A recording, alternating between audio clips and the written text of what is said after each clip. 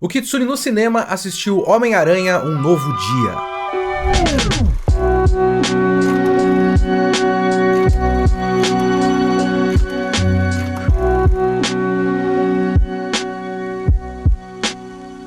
Oi, eu sou o Leonardo Kitsune e esse é o Kitsune da semana no quadro Kitsune no Cinema, que é o quadro pra gente ver os filmes que estão em cartaz no cinema, e eu vou aqui e faço mais papum de cabeça e tudo mais. Este podcast é um oferecimento dos nossos apoiadores do Catarse, do financiamento coletivo. Eles que fazem isso ser possível existir. Então, muito obrigado a todos vocês que já apoiam, e eu peço para vocês, caso vocês gostem do nosso trabalho, você pode colaborar no financiamento coletivo no Catarse. O link tá na descrição aqui do vídeo ou do podcast em áudio na descrição. E se você estiver vendo no YouTube, você também pode ser um membro do canal e receber o vídeo adiantado, beleza? Eu acabei de voltar para casa de assistir Homem-Aranha Um Novo Dia, então vambora.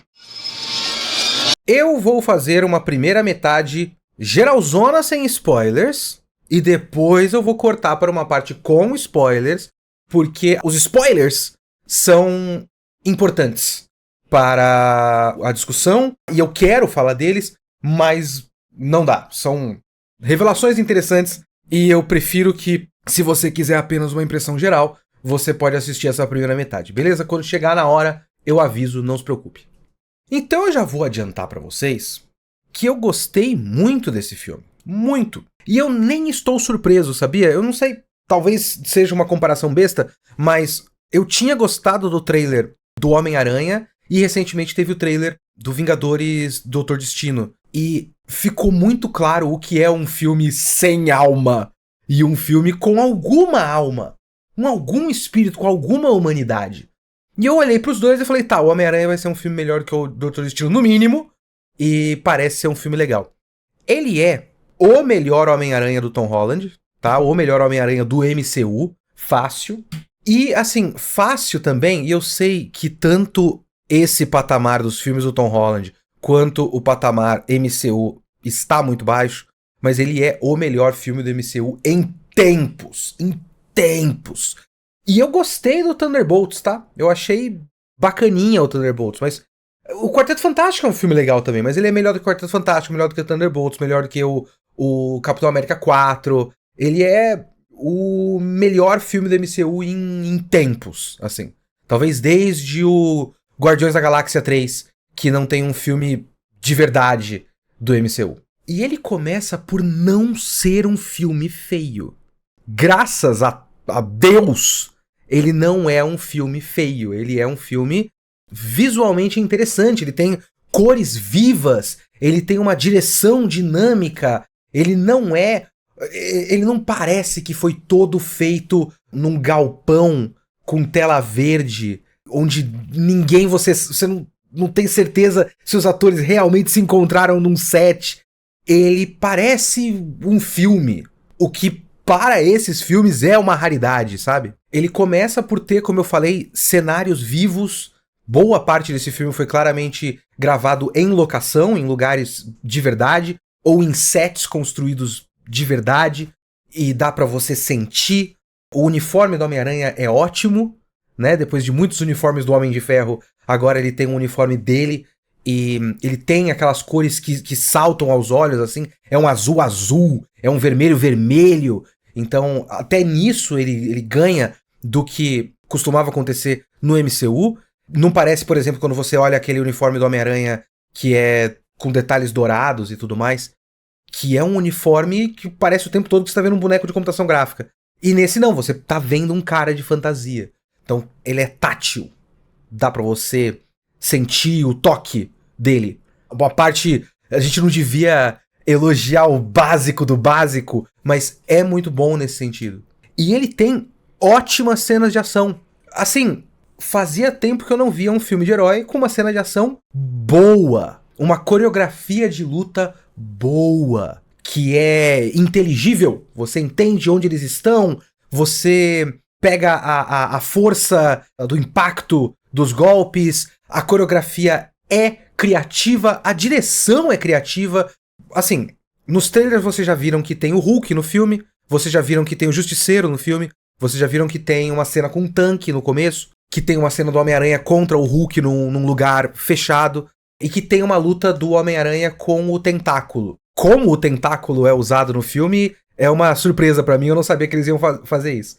Mas vocês viram tudo isso, e todas essas cenas são muito boas, tá? A cena do tanque é logo no início, e ela é o pontapé inicial da trama, e ela apresenta o vilão do filme, de certa forma. Ela é bem extensa, ela é muito bem dirigida pra mim. As soluções que o Homem-Aranha cria pra deter o tanque que tá avançando sem parar, além do fato de que a gente tem agora cenas muito boas do Homem-Aranha na teia. Tem muita cena em POV. Eu ouvi dizer que a inspiração deles foi o jogo do Homem-Aranha, do PlayStation 2, e tem um golpe que ele dá em algum certo momento do filme, que é um golpe que acho que ele joga o cara no chão e desce com um chute, que eu acredito que eles tiraram diretamente do Homem-Aranha, do jogo do PlayStation 2.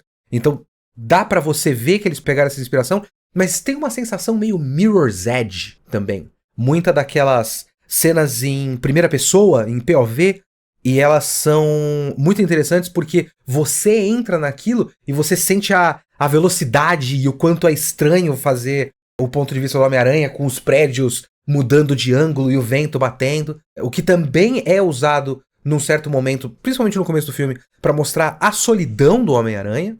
Então isso tem a ver um pouco com os temas do filme. E essas cenas são muito bem dirigidas. A cena do Hulk, o filme tem muita brincadeira com a câmera girando, sabe? Com o eixo da câmera, que lembra coisas que o Devoradores de Estrelas fazia, tá? Mas lá era uma questão de usar a câmera num eixo como se ela fosse um relógio pra você perceber passagem de tempo e tudo mais.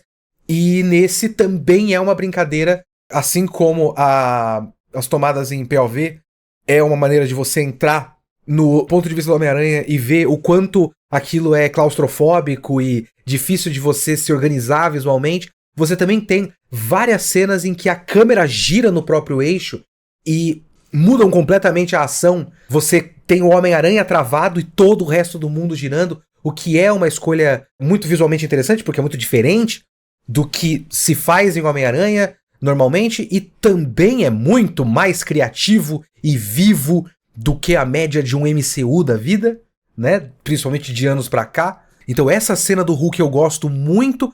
A luta com o Tentáculo é muito bem coreografada. Esse diretor é o Destin Daniel Cretton. Ele é o mesmo diretor do Shang-Chi, um filme que eu não gosto, acho bem ruinzinho. O Shang-Chi é um filme que parece que foi cuspido pela fábrica de fabricação em massa de filmes da Marvel, e talvez esse diretor tenha conseguido fazer melhores coreografias de Kung Fu e ninja e tudo mais no Homem-Aranha do que no Shang-Chi, tá? Eu prefiro muito mais a direção de luta dele aqui no Homem-Aranha. Eu não sei como é que foi no outro filme, eu não sei se ele teve muito controle sobre a produção, e agora ele teve um pouquinho mais de controle sobre a produção, então isso ajuda bastante a esse filme ser um filme melhor do que a média. Agora, ele não é um filme só legal e divertido e bem dirigido, e de boas cenas de ação e tal. Eu acredito que ele seja um filme razoavelmente bem escrito, porque o que ele faz, esse Homem-Aranha, é finalmente colocar as coisas em uma escala menor. E a escala menor é colocar a história focada no Peter Parker. É uma boa história do Peter Parker. Eu tenho mais comentários sobre isso na parte com spoilers, mas vou deixar isso no ar, enquanto a história é mais sobre o Peter Parker, essas são as melhores partes. Tem uma coisa que os trailers parecem levar a uma certa conclusão e que é bastante diferente na hora do filme, e que talvez as pessoas se decepcionem, e eu fiquei um pouco decepcionado também, mas, de qualquer forma, causa um outro efeito no MCU como um todo, é que aquele monte de vilão que aparece, que são vilões clássicos dos quadrinhos, eles passam muito rápido. Eles são cenas muito curtas, porque eles são usados na sequência de o Homem-Aranha está sobrecarregado. Ele faz tudo sozinho, ele não para de combater o crime, e ele tá ficando cada vez mais sobrecarregado. Então você tem várias cenas de luta com vários vilões diferentes. Então, eu peço perdão, mas não tem um desenvolvimento do Boomerang, tá? O Escorpião é o personagem que eles usam por mais tempo dessas sequências de luta. Então o Escorpião tem uma razoável importância na história. E esse negócio dessa sequência de lutas com os vilões clássicos do Homem-Aranha, os vilões menores do Homem-Aranha, serve pra criar essa ideia de que o Homem-Aranha tá solitário. Porque essa é a história da solidão dele depois do que aconteceu no filme do Doutor Estranho. Que não é o filme do Doutor Estranho, né? O Homem-Aranha 3. Então você tem coisas menores, tem até umas interações do Homem-Aranha com uma certa personagem. E ela fala, tipo, você fica com peixe pequeno, a gente lida com coisa grande. Você é small potato, ela fala. E é bem legal, e de fato, ele lida com coisas pequenas. Obviamente que acaba numa coisa grande no final. Obviamente. Não é uma coisa gigantesca, não é um raio azul pro céu, mas é uma coisa que acaba saindo do controle. E eu acho interessante porque essa solidão do Homem-Aranha, ela é causada por uma escolha dele. E é uma escolha dele depois de ter feito besteira no filme anterior. E se você parar pra pensar, eu já falei disso, tem podcasts, tem Kitsune da Semana sobre os 3 Homem-Aranhas anteriores. Não tem no YouTube, se você estiver vendo no YouTube, procure em plataformas de podcast que você vai encontrar os nossos episódios. É um episódio sobre os 2 primeiros filmes e um episódio sobre o No Way Home. E eu postulo nesses podcasts que o que a Marvel fez de maneira muito contra-intuitiva e esquisita é fazer uma longa história de origem pro Homem-Aranha, porque o Homem-Aranha só é o Homem-Aranha do jeito que a gente conhece o Homem-Aranha na cena pós-créditos do terceiro agora, né? Do fim da trilogia anterior, a trilogia Casa.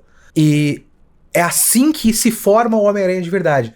É no meio daquele filme que você tem o grandes poderes, grandes responsabilidades. Por conta de uma série de erros que ele comete. Porque ele faz muita besteira.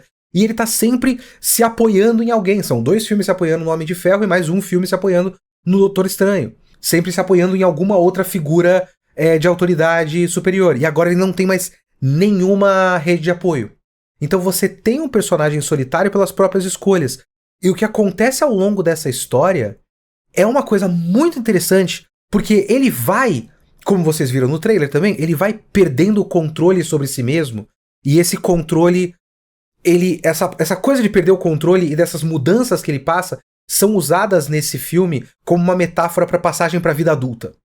Tem até uma referência a aranhas, de fato, assim. Ele fica vendo vídeos de aranhas e ele vê a metamorfose da aranha saindo. Porque a aranha também tem uma troca de pele, né? E aí você vê uma aranha saindo, uma tarântula saindo de dentro de uma tarântula, né? Trocando de pele. E fala que essa é uma passagem para a vida adulta. Então você vê que ele tá fazendo uma passagem para a vida adulta. Então é uma passagem para a vida adulta sem uma rede de apoio. Ele é um adulto morando sozinho, sem ter... No caso dele, e isso também é uma parte muito interessante, muito importante pro filme, é o fato de que ele tá fazendo tudo sozinho. Então não é todo adulto que não tem nenhuma rede de apoio. Mas ele é o tipo de experiência de, digamos, sair de casa e os seus pais morreram e você ainda não tem amigos numa cidade nova, digamos assim. Mas são escolhas dele que levam a isso. E são escolhas dele que levam ele a fazer mais besteira nesse filme.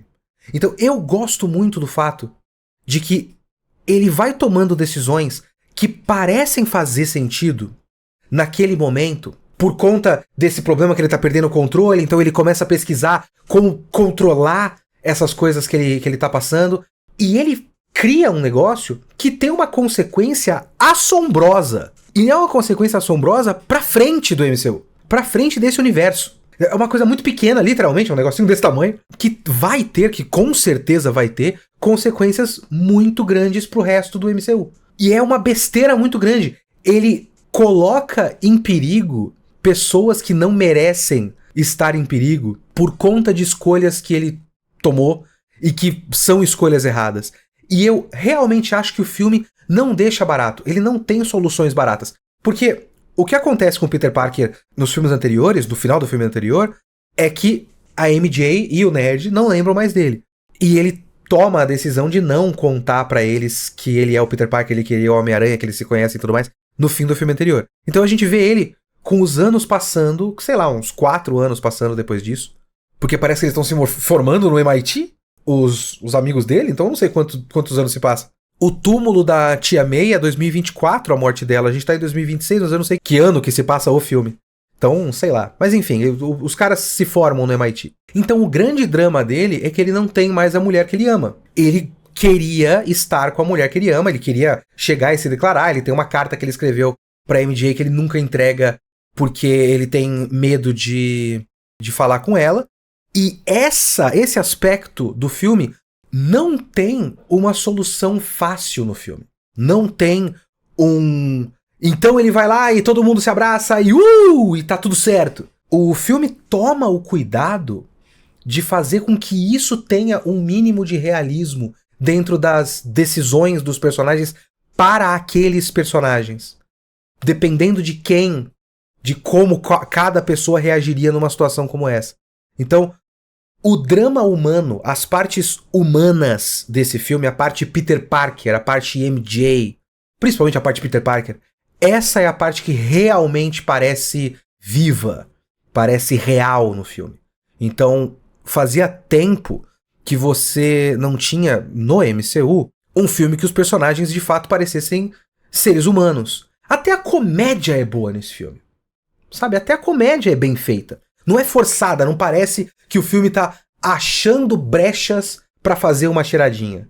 Quando tem alguma coisa engraçada, é uma coisa que parece naturalmente engraçada. Então, é um filme muito interessante. É um filme muito bem feitinho. Então, assim, finalmente a gente tem o MCU mais ou menos se recuperando. O que não quer dizer muita coisa, por exemplo, porque o próximo filme é o Vingadores Doutor Destino, que tem toda a cara de ser uma zona completa. Então vamos aguardar. Mas esse é legal. E esse ainda tem aquela coisa de, a essa altura, o universo cinematográfico da Marvel, ele funciona muito próximo de como funcionam os quadrinhos. Então você tem que pressupor que um monte de coisa está acontecendo em um monte de lugares. Uma coisa que esse filme faz, por exemplo, é deixar estabelecido que existe um monte de vilão de fantasia. Você não vai ter um filme do Homem-Aranha onde ele vai só lidar com um vilão de fantasia qualquer, obviamente. É pré-estabelecido que tem todo um histórico que a gente não viu entre um filme e outro, onde ele virou o herói que tá solucionando problemas por toda Nova York, que ele tem uma relação com a população de Nova York, o que também é muito importante para esse filme. Eles conseguem, veja bem, um equivalente, muito difícil de chegar no nível, mas um equivalente quase, pelo menos na ideia e quase na execução, a cena do metrô do Homem-Aranha 2 do Sam Raimi. Que é uma cena linda, uma cena maravilhosa, uma cena que me emociona toda vez que eu vejo, de verdade, é uma cena que realmente me toca toda vez que eu vejo. E eles têm uma cena nesse filme que não chega nesse nível, mas é uma ideia muito próxima e um resultado muito próximo. E essa relação dele com a cidade é razoavelmente importante. E eu digo que ele funciona de uma maneira muito parecida com os quadrinhos, porque você tem que pressupor que um monte de coisa tá acontecendo o tempo todo. A escolha do vilão pra esse filme, ela é uma escolha também muito interessante, porque ela é meio no contrapé. Você tem um monte... Apesar disso ser uma coisa meio comum, né? Se os primeiros filmes do Homem-Aranha, os vilões que são vilões do Homem-Aranha foram transformados em consequências do Tony Stark, e no terceiro filme do Homem-Aranha, o vilão é o multiverso? De certa forma, né? O conceito de multiverso e as burradas do Homem-Aranha são os vilões. E nem são os vilões desse Homem-Aranha, são os vilões de outros Homem-Aranha. Então é sempre uma coisa estranha. O vilão principal, não é um vilão do Homem-Aranha. É uma escolha muito interessante em vários aspectos macro do MCU. O único problema que eu tenho é que se você bate o final do vilão com as coisas que esse vilão faz no começo, o tratamento que se quer dar para esse personagem ao final do filme é muito esquisito se você considerar as coisas que ele faz enquanto o filme ainda tá full vilão. Tem um processo para esse vilão e tudo mais, tem uma complexidade para as ações desse vilão, só que esse vilão faz umas coisas que são meio pesadas para alguém que deveria ser um pouco mais complexo. Eu vou falar disso na parte com spoilers. Então essa é uma coisa que eu acho esquisita.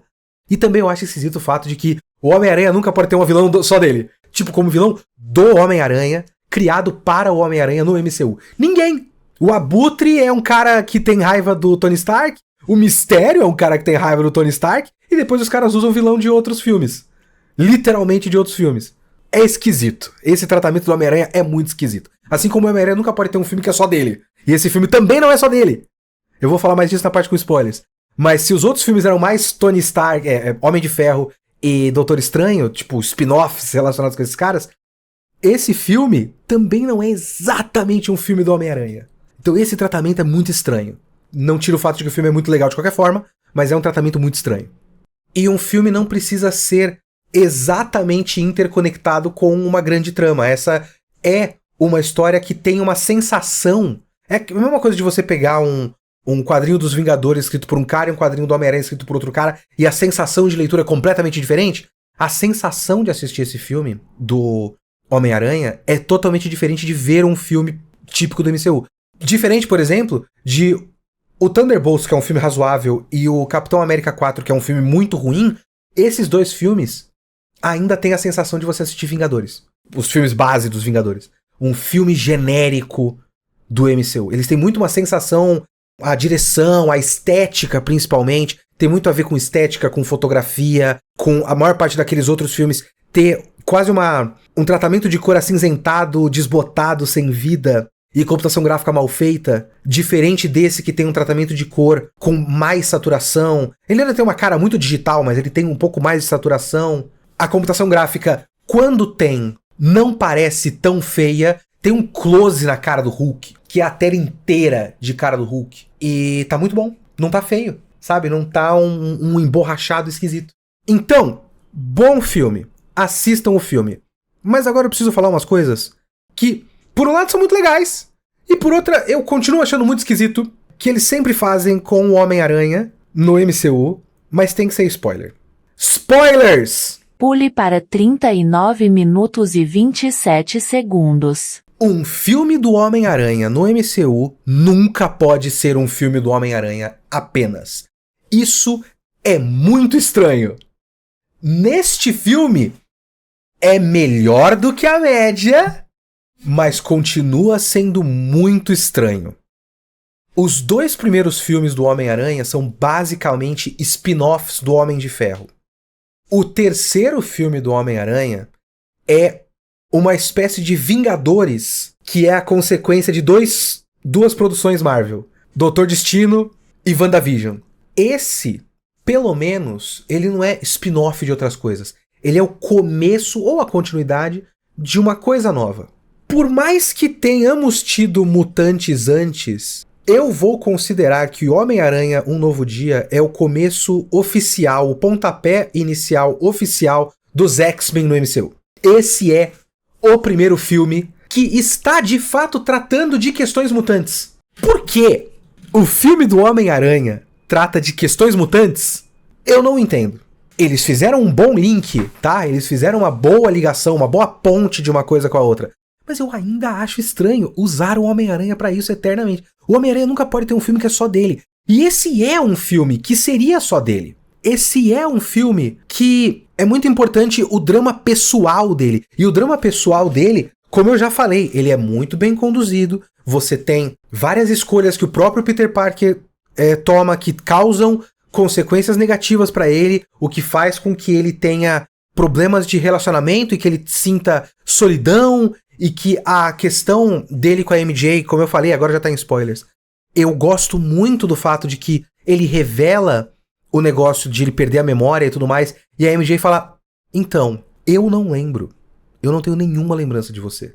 E eu entendo, eu acredito que talvez eu possa ter te amado um dia, mas eu não te conheço, eu não te amo.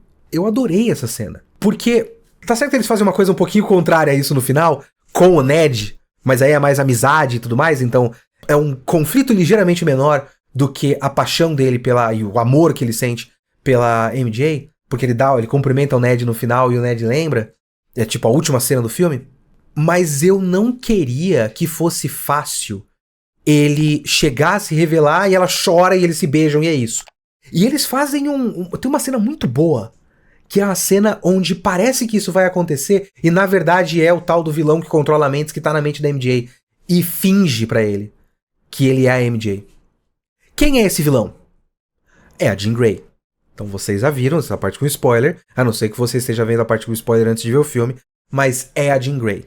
O que tem coisas muito legais e coisas muito estranhas, como por exemplo, se você pega essa é uma cena muito maquiavélica. Ela tá sendo vilã nesse ponto. Porque quando você pega o que a Jean Grey está fazendo no filme, ela quer vingança pelo fato de que a irmã dela foi capturada e testada, e depois descobre-se que ela foi morta durante os testes. E eu entendo que ela tá com raiva. Só que ela faz algumas coisas que o filme quer uma redenção. E o filme faz uma redenção. E fica muito claro que existiu uma redenção. Eu sinto uma redenção por conta de quem são os vilões e por conta do contexto maior da questão mutante e por conta de a gente entender a raiva dela. Só que isso que ela faz com a MJ é uma coisa muito maquiavélica, de manipulação maldosa, de vilão. Naquele momento, como eu tava desconfiando por conta de coisas, de discussões mutantes que estavam acontecendo nesse filme até aquele momento, eu tava pensando, tá, tem todos os boatos de Jean Grey, mas isso tem uma atitude de Jean Grey. Talvez seja a Emma Frost, porque é mutante e é telepata e é uma personagem que pode começar como vilã. Talvez seja a Emma Frost. E aí talvez a Jean Grey apareça de um outro lado dessa mesma questão, tipo, a Jean Grey ajuda o Homem-Aranha porque a Emma Frost é vilã dos X-Men e aparece os outros X-Men, alguma coisa assim. Mas parecia uma atitude de vilão. E aí, quando revelou-se que de fato era a Jean Grey, tem um momento que ela vai pulando de corpo em corpo e ela pula na mente de um cara e aí coloca o cara no meio da rua pra ser atropelado e o cara é atropelado. Ela só faz o cara andar pro meio da rua e um táxi atropela ele. E quando você bate isso, fica, peraí, eu tenho que gostar dessa menina. Mas que porra é essa? Isso é estranho. O filme se perde numas coisinhas que acabam não sendo problemas tão grandes no âmbito geral por conta de o filme ser razoavelmente bem feito, assim, ele é um bom filme e você acaba perdoando umas certas coisas, mas essa é uma dessas coisas que é meio esquisitas no meio. Porra, vocês talvez tivessem ter pensado um pouquinho melhor na maneira como ela pula de corpo em corpo e, tipo, deixar mais claro ao longo do filme, porque o filme quer que você pense que é um vilão, pra depois ter o twist de não ser um vilão. Tudo bem, mas talvez um pouco de dica de que esse vilão que tá pulando de mente em mente não quer machucar ninguém? Talvez, não sei. O outro problema que eu tenho com essa questão da Jean Grey é o fato de que eu acho que depois de um certo ponto, o filme quase esquece que é um filme do Homem-Aranha. Por um certo momento ele é um filme da Jean Grey. Você tem temas trabalhados com o Homem-Aranha e que eles vão dando um jeito de fazer com que esses temas se liguem com a trama. Então você tem essa coisa dessa passagem pra vida adulta que eu já comentei, que ao que parece tá gerando uma mutação nele. Uma mutação da mutação, digamos. Porque ele não é um mutante no sentido de que ele nasceu com um gene mutante. Mas ele teve a picada da aranha. Então esse gene, essa mutação é externa, causada, né, nele. Mas é uma mutação e parece que tá acontecendo uma mudança, uma evolução dessa mutação. E eu cheguei a especular até com o Load que podia ser o bagulho da aranha totêmica, porque tem aquela cena dele no casulo de teia, e que é uma coisa que se faz quando aparece o negócio do totem, do Ezequiel e tudo mais nos quadrinhos. Tem absolutamente nada a ver com isso, e na verdade não tem uma explicação pra isso. Só tem o fato de que ele está mudando, e ele quer controlar a mutação dele. Então ele tá mudando a fase da vida dele, e ele não quer essa mudança de fase da vida dele. Ele tá com problemas com o modo como a vida dele está mudando. Ele não está satisfeito com quem ele é. E ele quer controlar isso. E nisso ele cria um inibidor do gene mutante. Isso eu acho muito foda. Eu acho muito interessante. Porque isso é a escolha que eu falo que muito provavelmente vai dar consequência pro resto do MCU. Porque se for focar em mutantes a partir desse ponto, pós-Vingadores, o que você vai ter é organizações, governo e tudo mais, de caça a mutantes que já tem uma arma antimutante. Eles já têm uma arma antimutante. Criada pelo Homem-Aranha. De maneira muito orgânica dentro da trama. Dentro de um desespero e uma solidão e uma depressão profunda. E ele cria o bagulho. E é uma burrada enorme. Eu gosto desse aspecto. Mas depois de um tempo, acaba focando totalmente na trama da Jean Grey. E parece que o filme se esquece, por um certo instante, de ligar as coisas. Eles conseguem mais ou menos ligar no final. Ele meio que prepara, de certa forma, assim, o Homem-Aranha está numa nova fase adulta da vida dele e ele está solitário. E ele acredita que ele tem que se punir com essa solidão. E ele percebe ao fim do filme que ele não pode fazer tudo sozinho. A solidão não é a solução. Não é glamourizado, não é ai que legal que eu sou um lobo solitário, como é cool. não é bom pra ele estar sozinho.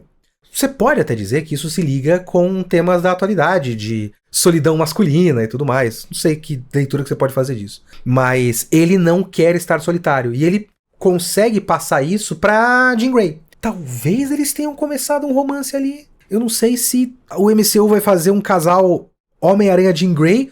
Eu sei que existe um casal Miles Jean Grey. Só que é a Jean Grey que faz viagem no tempo, a Jean Grey do passado que vai pro presente, na fase do Bendis nos quadrinhos, e o Miles Morales conhece esse pessoal ali, enfim. Então eu não sei se eles vão reproduzir de certa forma isso, mas pareceu por um certo momento que tinha um começo de romance ali com a Jean Grey. E ele passa isso pra ela. Tipo, ela tá com raiva, porque enquanto ele tava solitário e se punindo, ela tava solitária e descontando no mundo. De certa forma, volta pra Naruto isso, né? É meio Naruto. A Jean Grey é o Sasuke do Naruto, que é o Homem-Aranha, Peter Parker. E ele consegue passar pra ela a ideia de que ela não precisa estar sozinha. Que é quando ele fala, você tem a mim e tudo mais. Mas é claramente ela saindo dali e indo pro começo dos X-Men. Então ela vai ter uma família, né? Que são os X-Men. Mas por um instante o filme parece que se esquece disso. Se esquece do Homem-Aranha. Que tem temas pra você fechar com o Homem-Aranha. E aí vira meio que um começo dos mutantes no MCU. E todos os temas são relacionados com isso. É muito mais importante pro grande esquema das coisas a questão do gene mutante. E a questão da perseguição. Porque tem uma questão muito forte da Jean Grey tentar trazer o Homem-Aranha pro lado dela e falar, eles vão atrás de você, porque você é diferente. Assim como eles foram atrás da minha irmã e foram atrás de mim, porque nós somos diferentes. E é aí que entra uma coisa que é muito curiosa. Eu não sei se eu fiz um podcast sobre Capitã Marvel, talvez eu tenha, mas eu tenho um podcast sobre Magnum, tá? Magnum. Ninguém viu Magnum! Eu recomendo que vocês vejam, é um seriado muito legal. Não faço ideia se o Magnum vai voltar, o personagem vai voltar pro MCU, se vai aparecer no Vingadores, mas o Magnum, no seriado, para todos os efeitos, ele é um mutante. Ele não tem uma origem, uma história de origem dos poderes, como o Magnum nos quadrinhos, que tem toda uma... É super rocambolesca a origem dos poderes do Magnum nos quadrinhos, né, do Wonder Man. Mas lá ele nasce. No seriado do MCU, da Disney Plus, ele nasce com esse poder. E desperta na passagem da infância para adolescência. Ele é um mutante.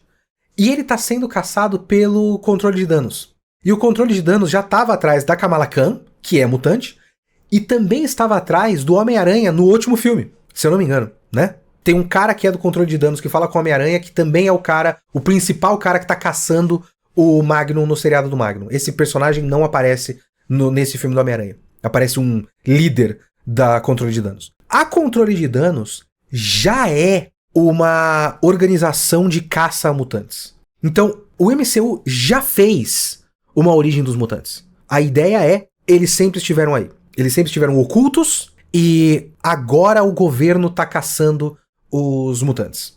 Tá indo atrás de maneira secreta, mas de mutantes específicos. Então caçou a irmã da Jean Grey, que eu não sabia que existia uma irmã da Jean Grey, mas enfim, não sei se é dos quadrinhos, uma Sarah Grey, não faço ideia se essa personagem existe, mas também é uma telepata, e eles tentam reproduzir os poderes dela, e depois capturam a Jean Grey pra também reproduzir os poderes dela, porque é isso que eles estão fazendo. Eles estão caçando mutantes pra estudar os poderes dos mutantes e reproduzir os poderes dos mutantes.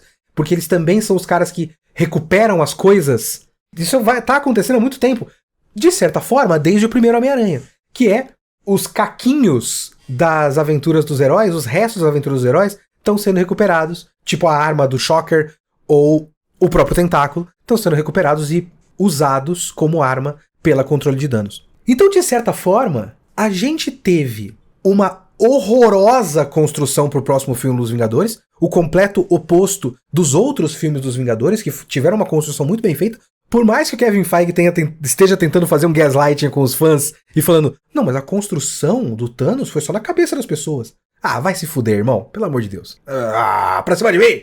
Foi uma boa construção. Orgulhe-se disso. Todo mundo tava na expectativa do Thanos, e todo mundo queria um novo Thanos. Eles não fizeram. Foi tudo uma porcaria, agora a gente tem o Doutor Destino. O próximo filme parece desesperado. Em segundo plano, bem pequenininho, eles construíram o conflito dos mutantes muito bem. Eles construíram o conflito dos mutantes com o Namor, de certa forma, apesar do El Niño Sin Amor ser horrível. Eles construíram com Miss Marvel, construíram com Magnum e agora com Homem-Aranha. É estranho que o Homem-Aranha seja um passo pra isso? Sim, mas eles construíram com o Homem-Aranha. Olha só que interessante. Quando eles chegarem, eles já vão ser temidos e odiados pela humanidade. Mas eles não são publicamente temidos e odiados. Eles só são caçados e não tem... É isso que é interessante pra mim. Eu quero ver quando eles vão fazer uma distinção. Porque o governo em si não faz uma distinção. Sabe, nos quadrinhos existe uma distinção estranha de como as pessoas tratam os mutantes e como as pessoas tratam, tipo, um Homem-Aranha. E não tem como, já que o Homem-Aranha mantém a identidade secreta, não tem como as pessoas saberem que o Homem-Aranha não nasceu mutante, mas que o Wolverine nasceu mutante. Sabe, alguns personagens, tipo um cara que usa uma armadura é uma coisa, um cara que é um deus é outra, um cara que todo mundo sabe que é um super soldado do governo é outra coisa. Agora, tem uns caras tipo o Homem-Aranha que por que as pessoas odeiam os mutantes e não o Homem-Aranha? Vocês não sabem mais nada sobre o Homem-Aranha, a não ser o fato de que ele é um cara com uma fantasia que tem poderes. Ele podia ser mutante. O controle de danos trata ele como mutante, de qualquer forma.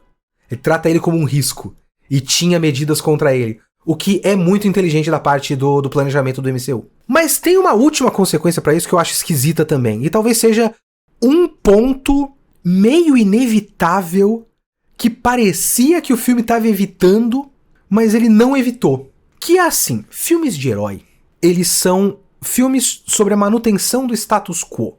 Heróis não são revolucionários, eles são a polícia, basicamente. Os heróis, eles defendem as coisas como são. Nenhum herói revoluciona o mundo, nenhum herói muda o mundo.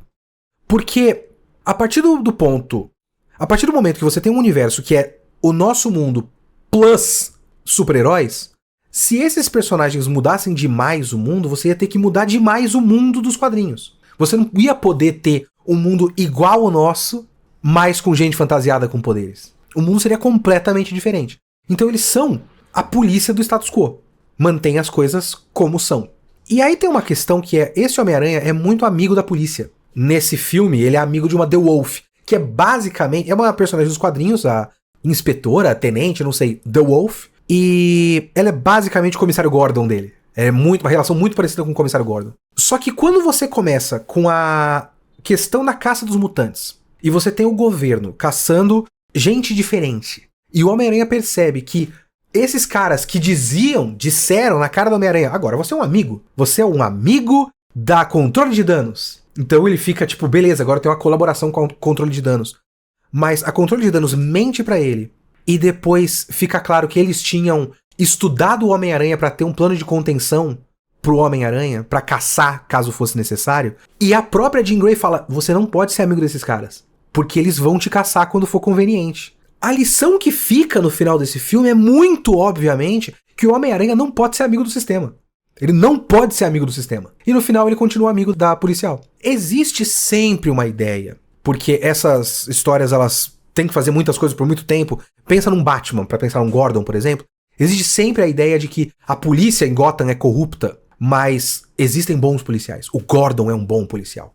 Então essa The Wolf, como o Gordon do Homem-Aranha, é tipo a boa policial. Mas o MCU costuma fazer isso. Quando era a Hydra não era o governo americano, sabe? Não é como se os nazistas fossem o governo americano. Os nazistas se infiltraram secretamente no governo americano. Nos filmes anteriores do Capitão América, no Soldado Invernal e tudo mais. Então eles se infiltraram no governo americano. Não é como se, na realidade, o próprio governo americano tivesse trazido cientistas e engenheiros nazistas depois do fim da Segunda Guerra para dentro do seu governo voluntariamente porque eles queriam os nazistas lá dentro. Não! Os nazistas foram secretamente contra a vontade do governo. E nesse caso também, tipo, o controle de danos é uma organização governamental, só que ela é do mal. Ela não é o total, ela não é o governo. Mas a única conclusão possível desse filme seria a de que ele não pode ser amigo do sistema. E ele acaba continuando sendo mais ou menos um amigo do sistema. Mas o filme continua bom, tá? O filme continua bem legal. Eu tenho meus probleminhas com ele, mas o filme é muito legal. Terminados os spoilers, na parte de spoilers eu falei de umas coisas que me incomodam um pouco. Na condução do Homem-Aranha, na condução das conclusões temáticas desse filme, de um tema paralelo e tudo mais. Então eu tenho meus problemas, eu tenho meus asteriscos, que se você ainda não assistiu o filme e não viu a parte com spoilers, você não sabe. Mas volte nesse vídeo depois. Mas ainda assim, de novo, baita filme legal, tá? Bom filme, recomendo. Muito obrigado a todo mundo que assistiu ou ouviu este podcast.